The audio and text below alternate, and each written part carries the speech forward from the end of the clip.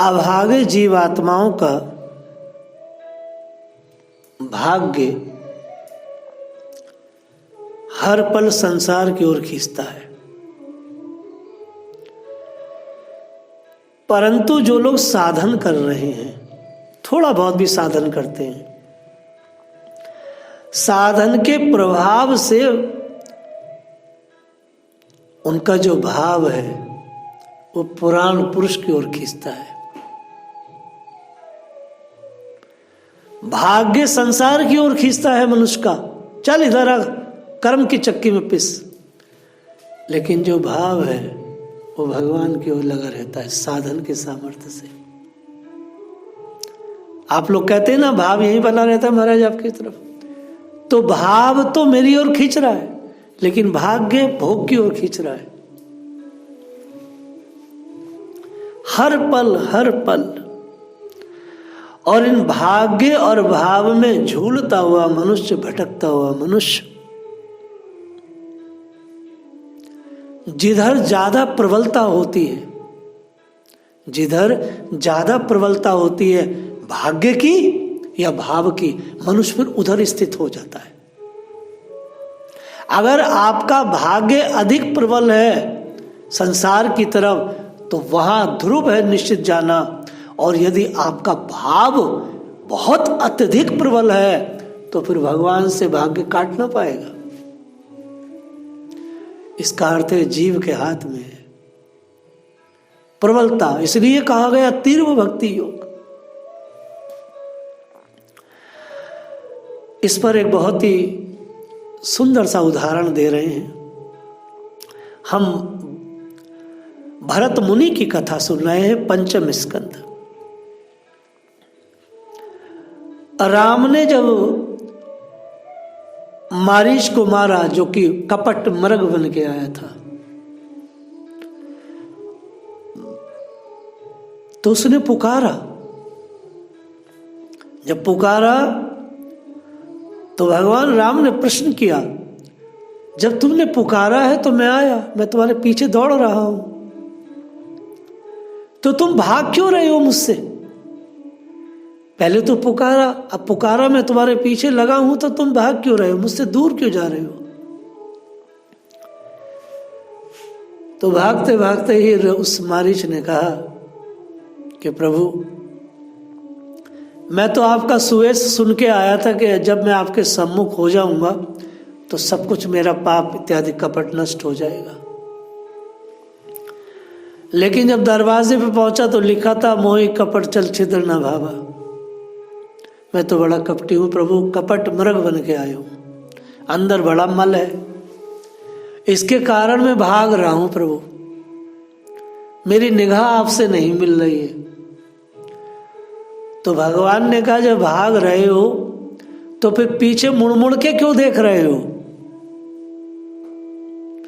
तो मारीच ने रोते हुए कहा प्रभु, संसार की तरफ तो मेरा भाग्य ले जा रहा है, बलात् मुझे खींच के ले जा रहा है, घिसटता हुआ, लेकिन हे रघुवीर मेरा भाव आपके चरणों में है, इसलिए मैं मुड़ मुड़ के देख रहा हूं, जो भाव के आगे मजबूर हूं, इसलिए बार बार मैं आपको देख रहा हूं, निहार रहा हूं। तो भाव की प्रबलता थी, लेकिन संसार की तीव्र वेग की भी प्रबलता थी, जो जोर से भाग रहे थे। प्रबलता अगर दोनों की बराबर हो तो भगवान, प्रभुपाद जी कहते हैं, भगवान अवश्य कार्रवाई करते हैं, भगवान पकड़ लेते हैं जीव को।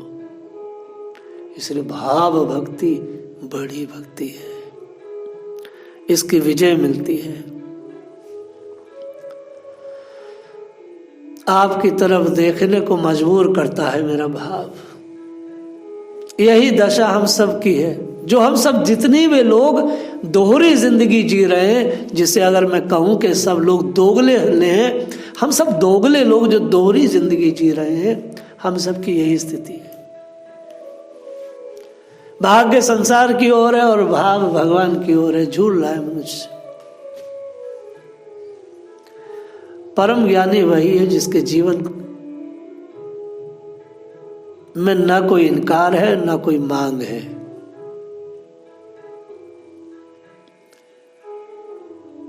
परम ज्ञानी वही है जिसके जीवन में कोई इनकार नहीं है और कोई मांग भी नहीं है,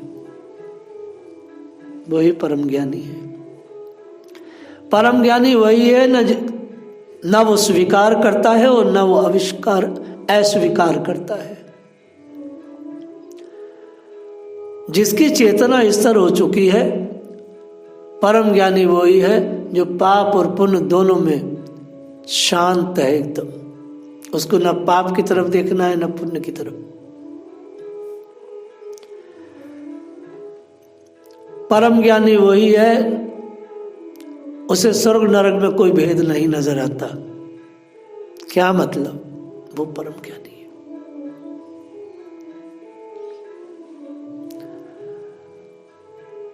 जिसका पाप और पुण्य में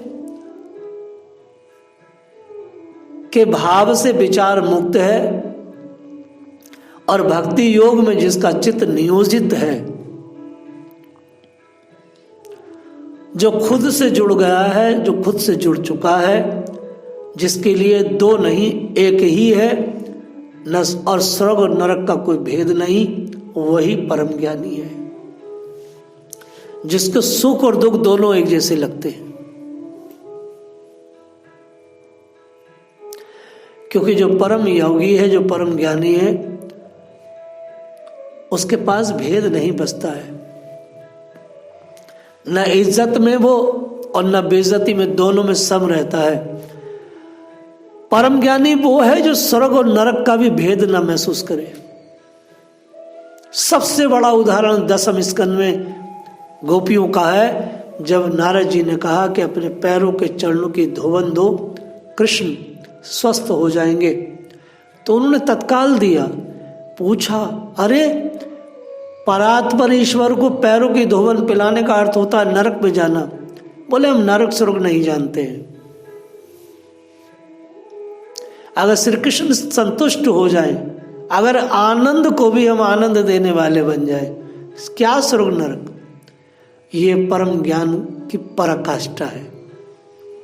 बोले नरक में जाएंगे। प्रभुपाद जी से जब कहा तमाल कृष्ण महाराज की पत्नी ने, वो तमाल कृष्ण महाराज की माँ ने, कि आप नरक में जाएंगे, आप नए नए लड़कों को सन्यास क्यों दे रहे हैं? तो प्रभुपाद ने कहा, मैं नरक स्वर्ग नहीं जानता, मैं मेरे कृष्ण का काम कर रहा हूं। यह परम ज्ञान तत्व में स्थित होना।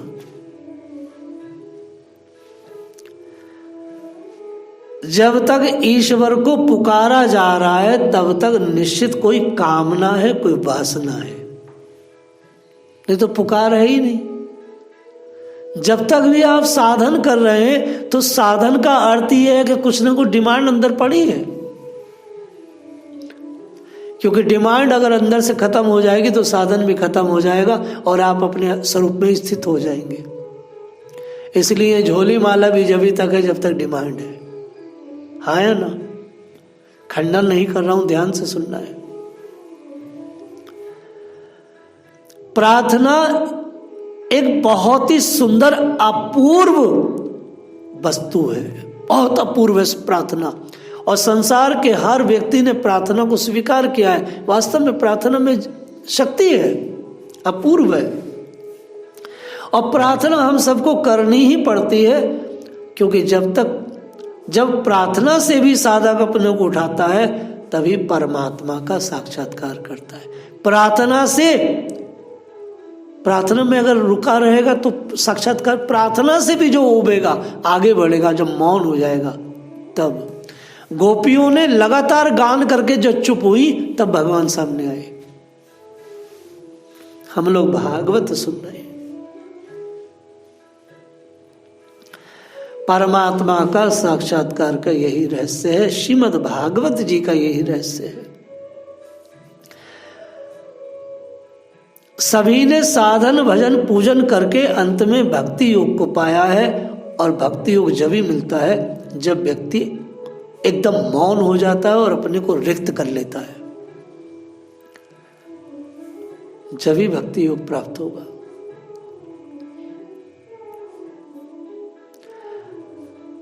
पुकार जब तक है जब तक योग स्फुटित ना हो। यद्यपि साधना प्रार्थनाएं तो करनी ही पड़ती हैं। लेकिन साधना और प्रार्थनाएं जितनी भी हैं ये सब सीढ़ियां हैं, और सीढ़ी पे चढ़ना ही पड़ता है सब ऊपर जाने के लिए, लेकिन इससे उतरना भी पड़ेगा। उपनिषद ऐसा कह रहा है। लगातार साधना करते जाएंगे और सीढ़ी पर चढ़ते जाएंगे, इससे उतरने का आदमी भूल जाता है लास्ट में, और व्यक्ति जड़ हो जाता है। उसकी जड़ता के कारण फिर साधन भी उपकाऊ हो जाते हैं, मन इधर उधर हो जाता है। सीढ़ी पर चढ़ करके उसको छोड़ना पड़ता है, उतरना पड़ता है। उस उतरने के लिए ही बैठना होता है। इसलिए कबीरदास जी ने कहा कर का मन का, बार बार एक ही बात कही जा रही है।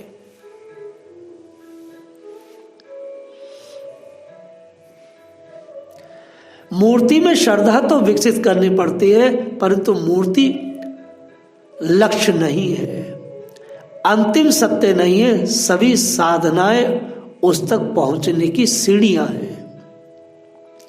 नाव है, नाव में बैठकर मंजिल पर पहुंचकर उतरना भी होता है साहब। ये नहीं कि अंतिम समय तक साधन पे ही बैठे रहे। इसलिए साधन इतना तीव्र होना चाहिए कि जल्दी से जल्दी मंजिल मिल जाए। आप बताइए, आपको बद्री का आश्रम जाना है पैदल, तो आप क्या करेंगे? क्या सारी जिंदगी चलते ही रहेंगे? जब पहुंच जाएंगे तो चुप हो जाएंगे ना। बस यही है साधन का, यही स्वरूप है कि मंजिल पर पहुंचकर उसको हटना होता है और अपने को रिक्त करना होता है।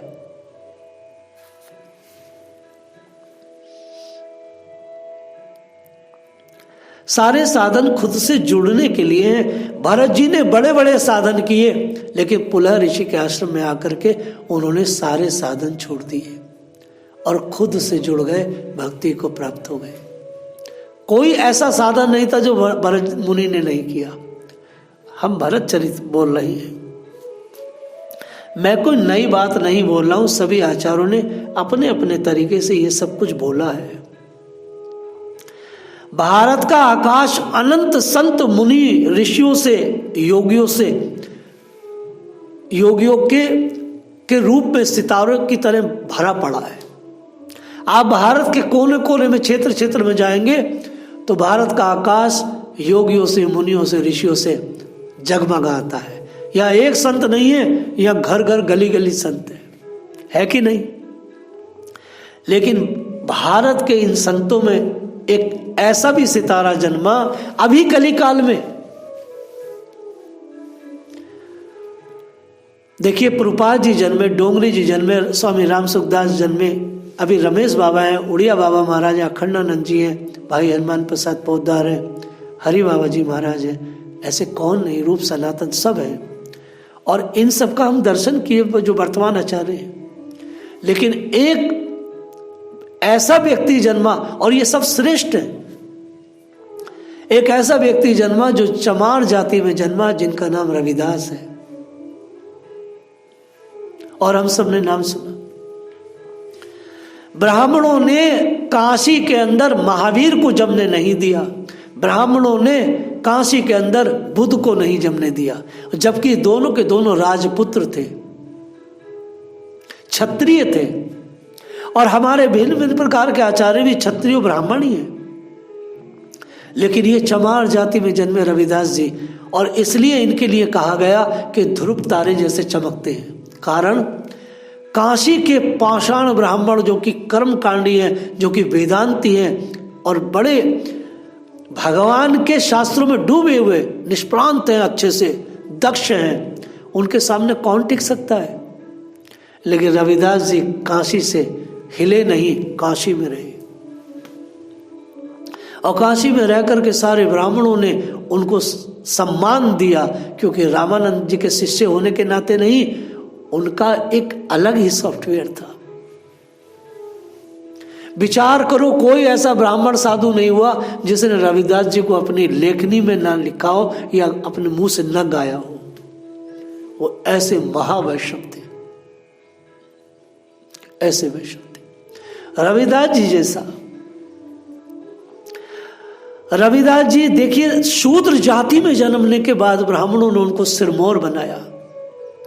उनकी भक्ति में ऐसी सुगंध थी कि एक मेवाड़ से एक छत्राणी मीरा जी चल करके, उस समय पैदल ही चला जाता था, चल करके वहां पहुंच गई काशी और रविदास जी का संग करने के लिए। उनकी भक्ति में ऐसी सुगंध थी। ब्राह्मणों ने महावीर की निंदा की, बुद्ध की निंदा की, लेकिन ब्राह्मण संतों ने रविदास जी की निंदा नहीं की, उन्हें सिरमौर किया। रविदास जी कौन है? रविदास जी तुलसीदास जी के गुरु भाई हैं, पीपा जी के गुरु भाई हैं, कोई साधारण हस्ती नहीं है। ऐसे ऐसे सिद्ध कबीरदास जी के गुरु भाई हैं। ये 40 दक्ष शिष्य थे जिसमें रविदास जी भी एक है। उनकी भक्ति को देखकर के मीरा जी भी मचल गई। सभी वैदिक ब्राह्मणों ने रविदास जी को सराहा है, उनकी भक्ति को, उनकी करनी को, उनकी रहनी को। 550 साल पहले चमार जाति में जन्मने वाला कोई व्यक्ति को इस तरह से ब्राह्मण अपने सिर पर बैठा सकते थे, लेकिन भक्ति की सुगंध जो है वो जाति संप्रदाय परंपरा को छोड़ देती है, तोड़ देती है आज तक। और हास्यपद है, बहुत ही हास्यपद ये चीज है कि जब कोई जाटा संप्रदाय के लोग कहते हैं आज रविदास जयंती है, उनका हम कुछ कर रहे हैं, तो मुझे हंसी आती है, क्योंकि मैंने हजारों मठों में देखा है ब्राह्मणों के कि रविदास जी की जयंती जब होती है तो 12 बजे तक व्रत करते हैं कि आज इतने बड़े वैष्णव का जन्मदिन है, या आज उनका तिरुभाव है, आविर्भाव है। क्या चमार इस स्तर पर है? कभी नहीं हो सकते। वो जानते तक नहीं कि वो कितनी बड़ी हस्ती थे। वैष्णव समाज में, संत समाज में ध्रुव तारा है। संतों को जब जाति बिरादरी के रूप में देखा जाता है तो बहुत क्रोध आता है, बहुत क्रोध आता है।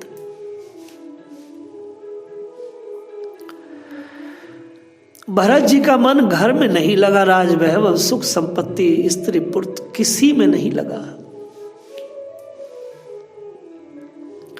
भरत जी सोचते थे कि संसार के सुख का उपभोग तो मैंने बहुत किया, मैंने कई वर्षों तक भोग उपभोग किया है, खूब बच्चों में रानियों में रहा हूं, अब मुझे वन में जाकर तपस्या करनी चाहिए। भरत जी ने युवा अवस्था में अपना संसार छोड़ा। भरत जी की आयु मात्र 32 साल है। एक राजा जिसके 5 पुत्र हैं,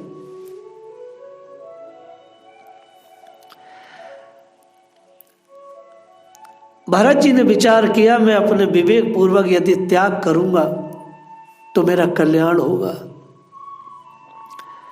सीधी सच्ची बात है, विषयों को अनिच्छा से बलात् छोड़ना पड़े तो दुख होता है। अगर किसी से कोई जबरदस्ती कहो, मैंने एक स्त्री से अपने आश्रम में कहा तू अपने पति से 1 महीने दूर रहे, तेरा पति आश्रम में रहेगा, तू अलग तू अलग। वो स्त्री कहती महाराज इससे अलग कैसे रह लूं, इसके बिना तो मेरी माला भी नहीं चलेगी। तो भागवत कह रहा है विषयों को अनिच्छा से बलात् छोड़ना पड़े तो दुख होता है। बात पक्की है, क्योंकि अनिच्छा से दुख हो रहा है उसे, क्योंकि इच्छा नहीं है। लेकिन जब विवेक पूर्ण होकर के व्यक्ति कोई स्त्री या पुरुष भोग छोड़ता है तो उसे सुख और आनंद मिलता है। इसलिए ये जो भक्ति है ये बलात् नहीं कराई जा सकती किसी से, ये तो अंदर से होती है जो कुछ है। यदि विषयों को डंडों से छुड़वाया जाए तो अशांति होती है। और तुमने पता ही कैसा वो स्त्री अपने पति को लेकर दूसरे दिन भाग गई यहां से, इतनी अशांत हो गई।